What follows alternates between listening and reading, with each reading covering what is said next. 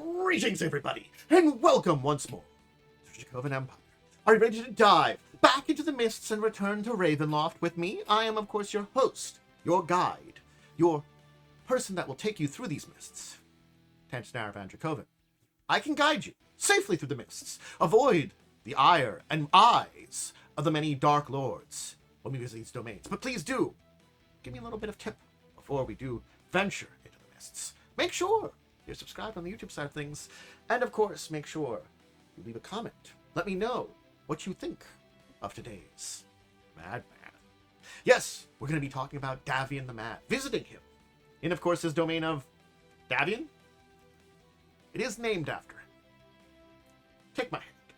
The mists await, and if you go too far, well, I won't be able to save you and bring you back from dread.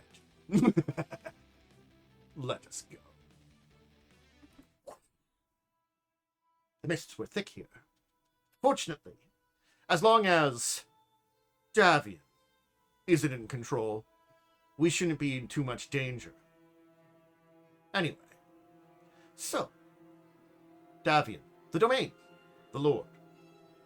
What's a good place to look into, to research it? There are a few sources that speak of Davion. The Book of Crypts deals with some of the things of it. And I prefer the Domains of Dread, personally. But both of these do present information on Davion and Davi. But we should speak of the madman himself, Davion. So who is Davion? The true lord of his domain? But he shares rulership with three others. The three shown there. Boromar, Narana, and Augustus. Of the four of them, only one knows truly what's going on in the lordship of this domain, and that is Davion himself. Let's go back to the beginning. Back to when Davion was just a powerful mage. He had massive amounts of arcane knowledge, and he's dipped into all 8 schools. He was a generalist, but in a way mastered all of them. But he wanted more. And so he hired on 3 individuals to search for powerful artifacts, scrolls, books, anything they could find. Those 3 were Boromar, Narana, and Augustus. While these 3 were searching, Davion discovered something. A ring of 2 wishes. A powerful thing. We're talking 2nd edition here, where wishes cost you experience, part of your life force to use them. But these were a ring that had these wishes in them that would not cost you that. You could have the power of a wish without any of the drawbacks. Very strong. He was about to prepare his first wish when his 3 hirelings interrupted him. Davion turned to them and demanded that they give him everything they had. The wish granted it, and the 4 merged into 1. This combined power was such that it actually began to alter reality around them. The appearance of both their surroundings and their body that they share would change with the personality that was dominant. Each personality was only aware of their own circumstances, save for Davion, who had the abilities and knowledge of all 4 of them. But this strange power and minds drew, well, Davion mad. Eventually, a group of adventurers, aka go check out a story that relates to it, basically tried to separate him out, his personalities. Saw what kind of had happened. They recognized some of the danger of this new source of power. Davion wasn't having it. He's already kind of crazy. He had a lot of power. He slaughtered the heroes one by one, and did it brutally so. Already he had been kind of on the brink, and this drove him over, and this was the excuse for the mists to claim him. It opened it up, this one final act. Already having in his madness and obsession with magic, accidentally merging himself with 3 others. So now, these 4 rule the domain equally. Davion is the only one that knows the four of them are merged together. Boromar, a heavily armed fighter, ornate full plate. He's reclusive, mysterious, grumbles to himself, complains to an invisible ally, perhaps one of the three that used to work with him. Whether out of caution or paranoia, he basically constantly turns back and forth to see no one's following. Rana, well, she's a slender woman in her 20s, in a skimpy, impractical armor that resembles scale mail. Yeah, I love how this points out she has bikini mail and it is impractical. But apparently she does it on purpose. Dozens of delicate chains dangle in her dark hair, around her neck, cascading over her body. She's loud, she's rude, she's profanity and cruel. She's a priestess of Lovatar. So, if you want to know about Lovatar, that's the god of pain and suffering. So, the appearance is on purpose. So she's always out there to help those that are injured. Not like you'd like. She doesn't aid with healing, spells, or kind words. She kicks claws and whips them. Creates more pain and suffering for her deity. Oh, you need some help? Make it worse. Augustus, a slender middle-aged man dressed in dark robes. Quiet, blunt, impatient. Very quick to point out the ignorance of others. He says things that are short to the point. Hates wasting his time. You can see where they're pictured over the side there. Davion himself is haggard, rag-clad lunatic. Flees from the scene should anyone approach him. Most of the time, he's obsessed with increasing his power more. He forgets murdering those adventurers, because basically he's like, I could have absorbed their souls into mine, and had more souls, and more power. Here's the thing. Narana has the ring, with the remaining wish spell. Yeah. Remember, reality changes around them when they alter. Their body changes to the other. They change to their normal bodies, and not remembering that they have these 4 bodies merged into one. Only Davion accesses all of them. So only a quarter of the time does Davion have this superpower, but he's also kind of insane and kind of broken. So he wants to actually merge personalities into his body, which is kind of awful. Davion is the only one that can close the border, though. He can make it that it's impossible to leave his town.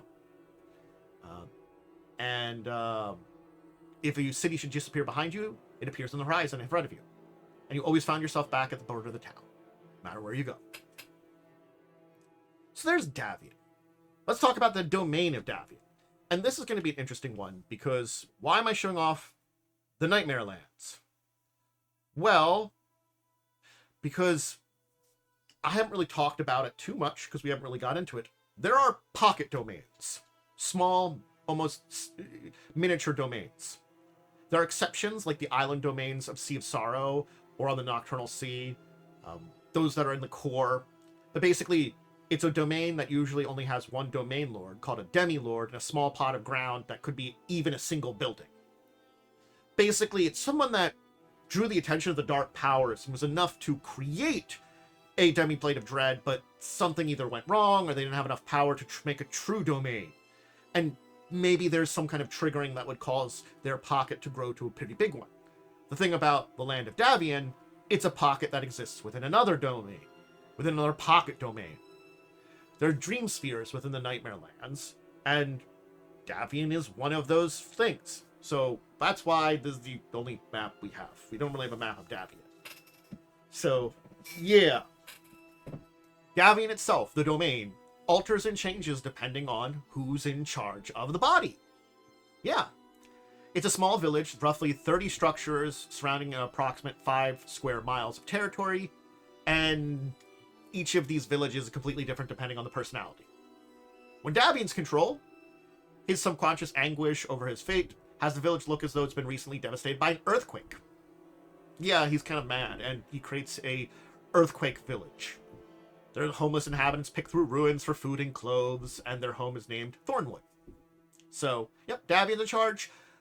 Devastated land of Thornwood. When Augustus, the mage, is in charge, it's a village of Arcana. Red brick streets, clapboard houses. It's a wizard's dream. Shops that can provide research materials, spell components at a moment's notice. The inhabitants are well-mannered and dress immaculately. The weather's always slightly overcast, but pleasantly cool.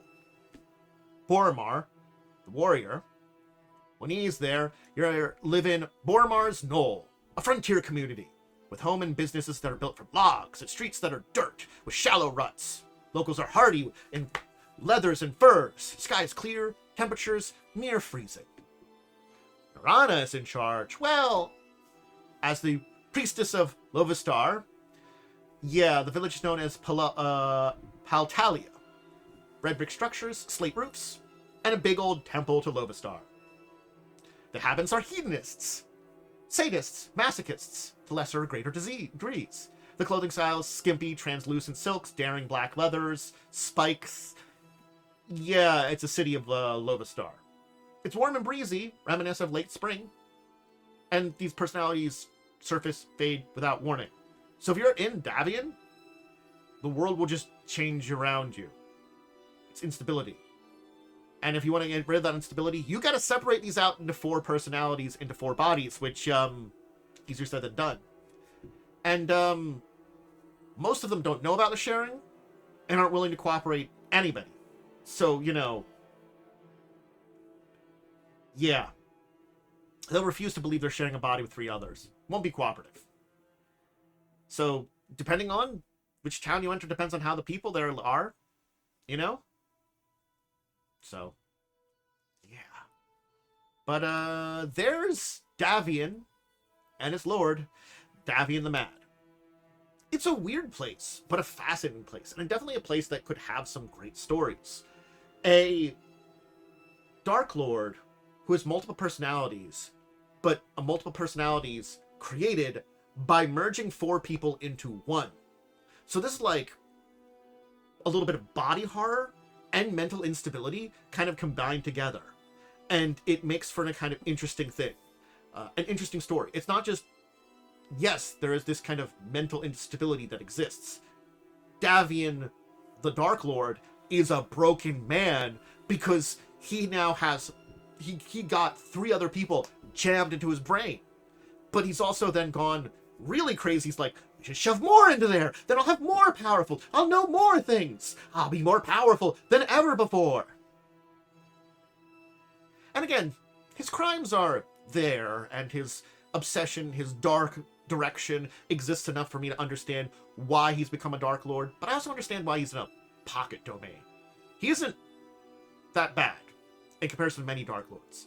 Yeah, he's got crimes, and certainly speaking, in his quest for knowledge, infinite power, and getting power things like reality-altering wishes, I can see attracting the Darklords to know about him. And again, he got a trigger to grab him, but he just didn't have the certain je ne sais quoi that most Darklords have to give him a decent domain. Now, granted, it's interesting that he is in a pocket domain within the Nightmare Realm. That's fascinating. And perhaps in a later date when I explore the Nightmare Realm, that makes sense more. Why are there pocket domains in a pocket domain? That's a question for another day, though. But it's a fascinating one to think about, that he is trapped in kind of a nightmare of his own creation. A nightmare of 4 minds in one. And I don't think any of them will help undo that. But that is the only way to undo Davion. We'll leave things there. And I hope you enjoyed this all. And exploring an interesting Darklord. Not really like as big a threat or horrible a being as many of the other places, but still an interesting. But if you want to see more things, always check out my stuff on YouTube. Please make sure if you're over there, if you aren't already, like I said at the beginning, subscribe, leave comments. Let me know what you think of Davion. But you can also see things like my social medias, where to check out what's going on with me, discussing Discord's the best one there. And if you want to catch more things, I can recommend things like my live plays, other than recordings like this. Fall of Ab and Swell, I have that actually live Wednesdays at 8 on Twitch, if you want to catch it there. Discussing Tabletop, Saturdays at 6. Well, those will end up in YouTube, and I record these videos over on Twitch also. So catching me on Twitch is a nice place to see things live. Alright, everybody, I'm going to go. until the next time we hang out, check out some things, dive into some more of the mists of Ravenloft. I bid all of you out there a deep and wonderful farewell.